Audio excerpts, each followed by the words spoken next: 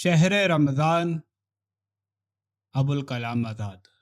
عبادات اسلامیہ کی ترتیب فرضیت اگر اصرار و مصاہلے پر مبنی نہ ہوتی تو تمام عبادات میں سب سے پہلے رمضان کے روزے فرض ہوتے۔ تقدیم زمانی کے لحاظ سے تمام فرائض میں سب سے پہلے نماز فرض ہوئی۔ ابتدا میں وہ اگرچہ نہایت سادہ و مختصر عبادت تھی، تاہم تکبیر و تحلیل اور قرأت سے اس کا پیکر روحانی خالی نہ تھا۔ جب کفر زار مکہ کی فضا میں قرآن مجید کی نامانوس مگر مقدس آیتیں گونجتی تھیں تو کفار اس مختصر عبادت میں بھی رکاوٹ پیدا کرتے تھے۔ چنانچہ حضرت ابو بکر رضی اللہ عنہ کو کفار نے نماز میں قرأت سے صرف اس بنا پر روک دیا تھا کہ اس کا اثر ان کے بال بچوں پر شدت کے ساتھ پڑتا تھا اور انہیں خوف تھا کہ کہیں وہ مسلمان نہ ہو جائیں۔ لیکن روزہ ایک غیر محسوس فریضہ الہی ہے۔ رکوع، سجود، قیام، قعود و تکبیر و تحلیل سے اس کی ترکیب نہیں ہے جس کی صدائے دوسروں تک پہنچے اور انہیں خبردار کر دیتی۔ وہ ایک عدمی چیز ہے۔ منہیات کے سلب و نفسی سے اس کی ترکیب و تقویم ہوتی ہے، یعنی اس کا وجود محض بعض خواہشوں کے روک دینے اور بعض ضروریات جسمی کے حبس و ضبط سے متشکل ہوتا ہے۔ بس ظاہر ہے کہ ایسی غیر محسوس چیز میں کسی کو رکاوٹ پیدا کرنے کا اور معنی آنے کا کیا موقع مل سکتا ہے؟ اس سے ظاہر ہوا کہ جب اسلام ہر طرف سے تیروں اور برچھیوں کے حصار میں گھرا ہوا تھا تو اس حالت میں صرف روزہ ہی ایک ایسی عبادت تھی جو خاموشی کے ساتھ بے روک ٹوک ادا کی جا سکتی تھی۔ بس عقلاً سب سے پہلے اسی کو فرض ہونا چاہیے تھا کہ آغاز عہد کی مظلومیت و مسکنت میں بآسانی ادا کیا جا سکتا تھا، لیکن تاریخ سے معلوم ہوتا ہے کہ نماز تو پہلے ہی دن فرض کر دی گئی تھی، مگر روزہ 2 سن ہجری میں فرض ہوا، جبکہ مال غنیمت سے مدینے کا دامن بھر چکا تھا اور تکبیر و تحلیل کی صداؤں کو ایک فضائے غیر محدود مل گئی تھی۔ آخر اس کے اندر کون سی حکمت پوشیدہ ہے؟ کیا اسلام کا نظام عبادت ترکیب معکوس پر قائم ہے؟ اسلام ایک دین قیم ہے، ترتیب و نظام اس کی حقیقت میں داخل ہے۔ بس ضرور ہے کہ عبادات کی فرضیت کی تقدیم و تاخیر میں بھی اسرار و علل پوشیدہ ہوں، اور تدبر و تفکر سے کام لیا جاتا تو فی الحقیقت نماز کی تقدیم اور روزے کی تاخیر میں ایک دقیق اور اہم نقطہ پوشیدہ ہے۔ اگر ہمارے پاس غذائے لطیف نہیں، آب خوشگوار نہیں، زوجہ جمیلہ نہیں، غرض وہ تمام چیزیں نہیں جن کے استعمال سے روزہ ٹوٹ جاتا ہے، تو ایسی حالت میں ان تمام چیزوں سے منہ موڑ لینا کوئی حقیقی تقویٰ نہ ہوگا بلکہ ایک مجبوری کی شکل ہوگی، کیونکہ اگر روزہ نہ رکھیں جب بھی دن بھر فاقہ سے گزرتا ہے، بس اگر مکے میں روزہ فرض کر دیا جاتا تو وہ اسی قسم کا ایک مجبورانہ تقویٰ ہوتا، لیکن مدینے کی حالت اس سے مختلف تھی۔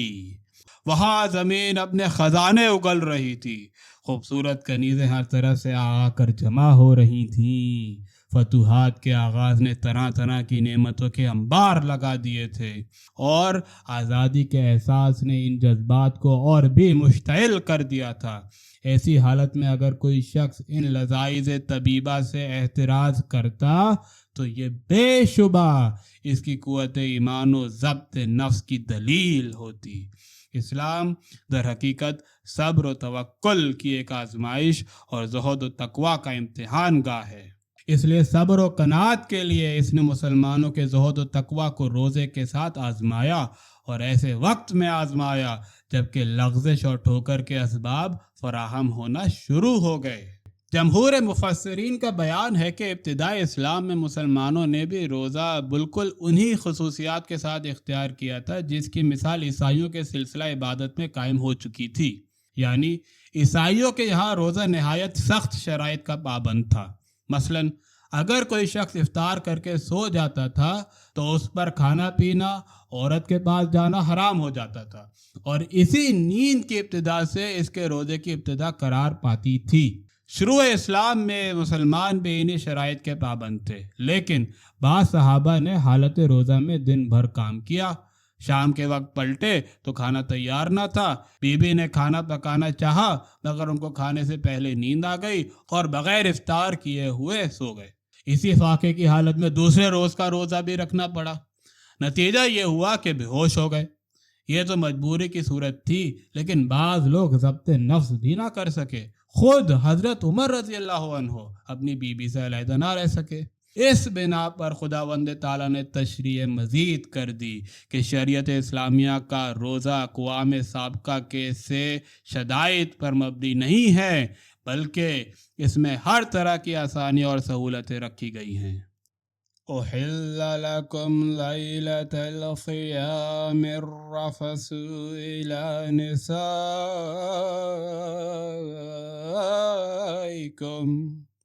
هن لباس لكم وأنتم لباس لهن علم الله أنكم كنتم تخانون أنفسكم فتاب عليكم وعفى عنكم فلا باشروهن وابتغوا ما كتب الله لكم وكلوا واشربوا حتى يتبين لكم الخيط الأبيض من الخيط الأسود من الفجر. تمہارے لیے روزے کی راتوں میں بیوی کے پاس جانا جائز کر دیا گیا ہے، کیونکہ عورتیں تمہارا لباس ہیں اور تم ان کا لباس ہو. خدا کو معلوم ہوا کہ تم لوگ چھپا کے ایسا کرتے تھے. یہ گویا اپنے نفس کے ساتھ خیانت تھی. بس خدا نے تمہاری توبہ قبول کر لی اور معاف کر دیا. رات بھر اطمینان سے کھاؤ پیو یہاں تک کہ سفید دھاگا صبح کے سیاہ ڈورے سے ممتاز ہو جائے. نماز ایک محتسب ہے جو ہم کو ہر برائی سے بچاتی ہے. ان الصلاة تنہی عن الفحشاء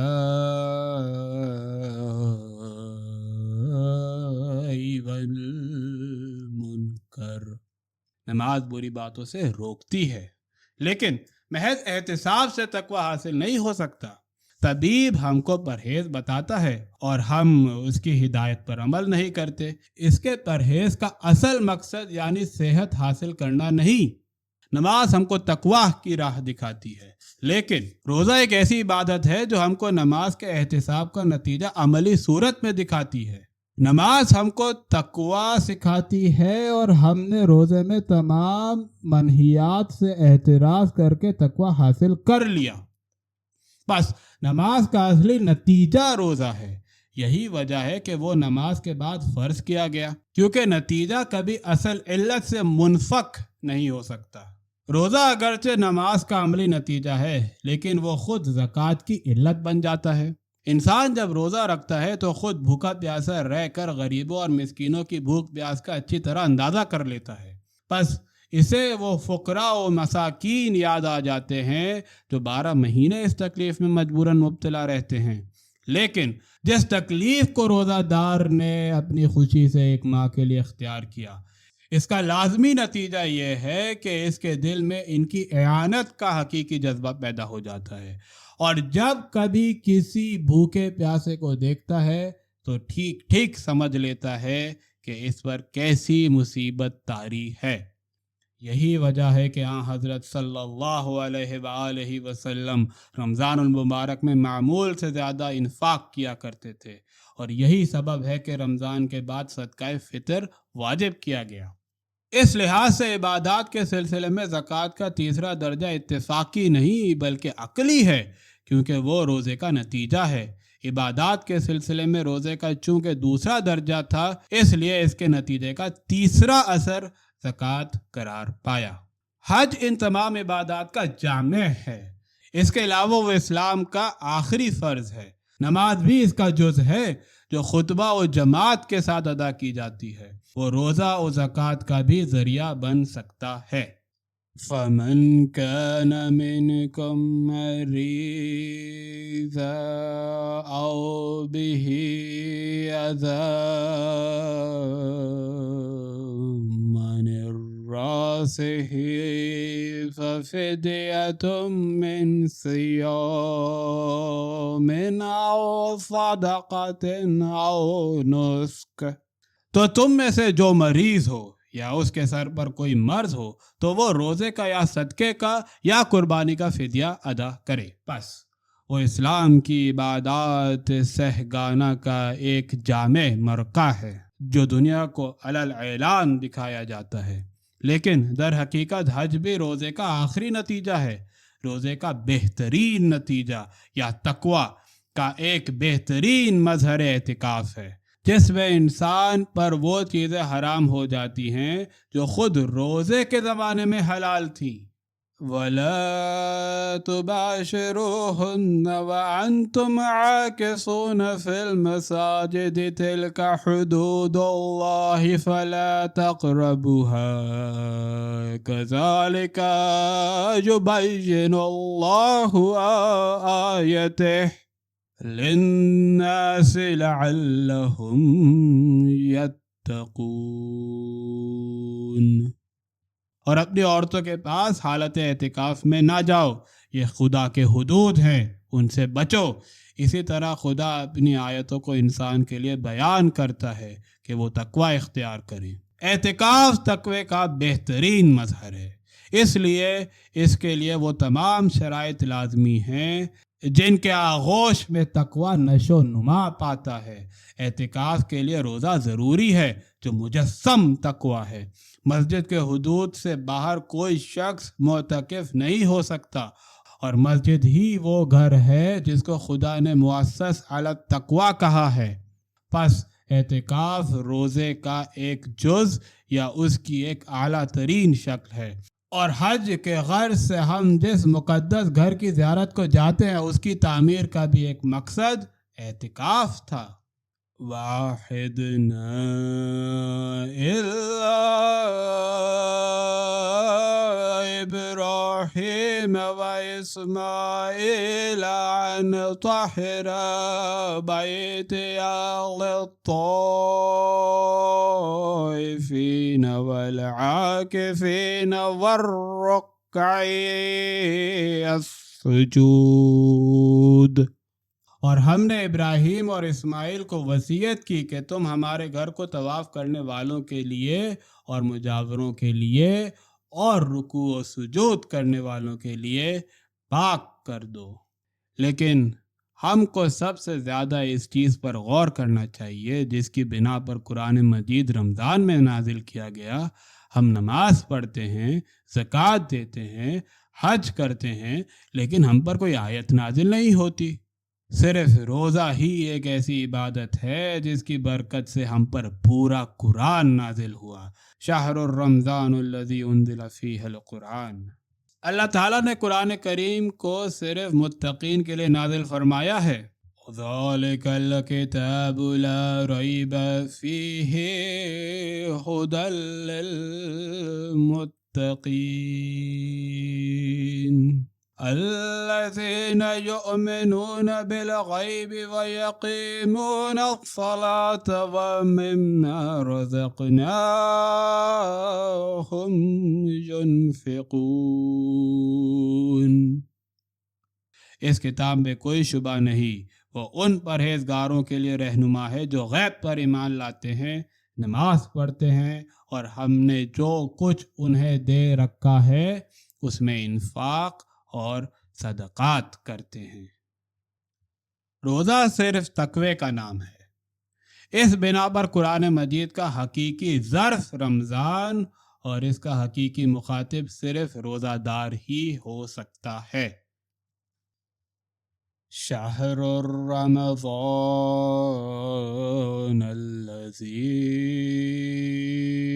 انزل فیہ القرآن ھدی للناس وبینات من الھدی والفرقان۔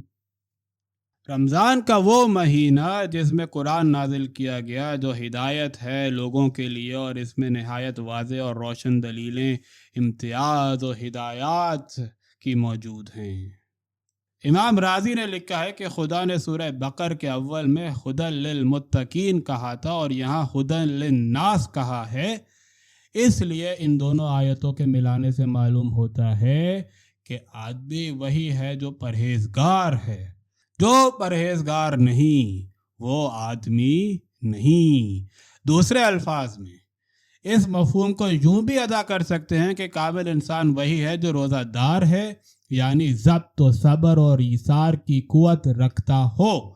جو روزہ دار نہیں وہ انسان ہی نہیں، کیونکہ انسان وہی ہے جس میں چار پائیوں سے زیادہ کچھ زیادہ جوہر ہو، وہ جوہر اس کی ملکوتیت ہے۔